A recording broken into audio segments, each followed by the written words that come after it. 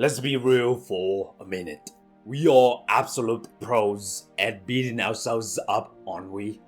We become these harsh critics, judging our past selves with a severity that's honestly kind of brutal. Like, would you ever talk to your best friend the way you talk to yourself? Probably not. We sit there replaying old scenarios like they're bad movies we can't stop watching. I should have seen that red flag. I should have walked away sooner. How could I have been so stupid? The weight of I should have known better becomes this massive burden we carry around. As if somehow punishing ourselves today could magically change what happened back then. And is exhausting, right? This constant replay of past mistakes, this endless loop of self-judgment, it drains us. It keeps us stuck, trapped in this cycle of shame and regret. We start to define ourselves by our own worst moments, our biggest regrets, instead of seeing the full picture of who we are. And that's not just unfair, it's straight up toxic to our growth and happiness. But here's a gentle truth we often forget.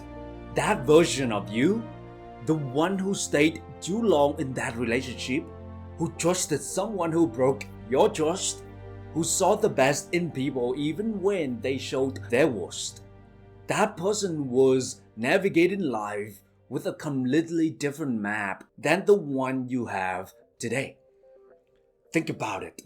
Your past self didn't have the benefit of hindsight. They didn't have the wisdom that only comes from living through those very experiences you now criticize. They weren't functioning with today's clarity of or understanding. Instead, they were operating with hope, with resilience, and with an admirable belief in the possibility of change. Now, when I look back at decisions I made years ago that now make me cringe, I have to remind myself I made those choices with the information and emotional tools I had at the time. I wasn't working with full picture. I was doing the best I could with what I knew then. Your past self wasn't some reckless idiot making bad decisions for fun. They were a person trying their best to navigate complicated situations, complex emotions, and challenging relationships. They were you, just an earlier version, still learning, still growing, still figuring things out. Here's something powerful to consider. What we often label as naivety in ourselves was actually courage. What we dismiss as weakness was actually strength in its purest form. The strength to keep believing, to keep trying, to keep opening your heart even when the world gave you reasons to close it. Those red flags that seem so obvious now, they were filtered through the lens of compassion and optimism. Through the very qualities that make you human. Your past self wasn't blind. They were brave enough to see the potential in people and situations, even when the potential went unrealized. It takes incredible strength to trust again after being hurt. It takes courage to seek the good in people despite their flaws. It takes resilience to keep showing up, even when things get tough. These aren't weaknesses. They're superpowers. They're the qualities that make life worth living, that create connection and meaning. So instead of shaming yourself for being too trusting or too forgiving, what if you honored those qualities as the precious gifts they are? What if you recognized that your capacity for hope and compassion isn't something to be corrected, but something to be cherished? Let's talk about mistakes for a minute. were taught from a young age that mistakes are bad, that they should be avoided at all costs. But here's the truth. Mistakes are actually the most effective teachers we'll ever have. The journey to self-forgiveness begins with understanding that making mistakes doesn't make you foolish. It makes you human. Those experiences that you regret, they shaped you. They taught you. They strengthened your boundaries, sharpened your intuition, deepened your self-awareness. The wisdom you carry today was earned through those very moments you now criticize. Think about it. How much have you learned from your successes compared to your failures? When things go right, we rarely stop to analyze why. But when things go wrong, we dig deep, we reflect, we grow. Your past self wasn't failing.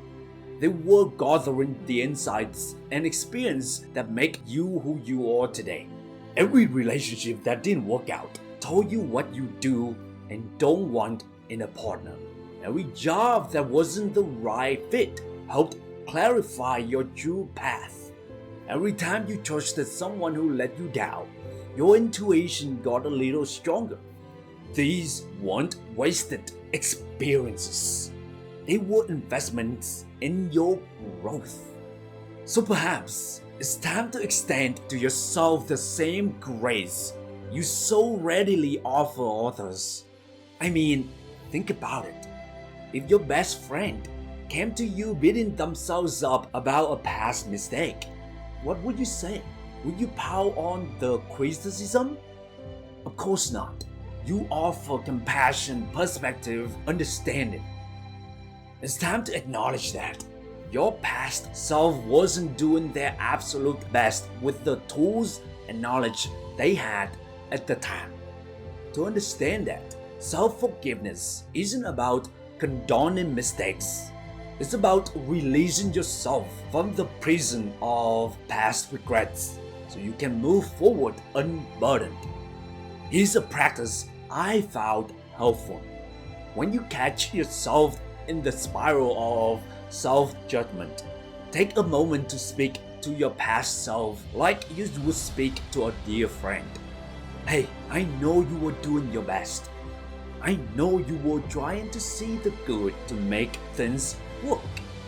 That wasn't weakness, that was courage. I'm not going to judge you for having an open heart. This kind of self-compassion isn't easy, especially if you spend years being your own harshest critic. But with practice, it gets easier.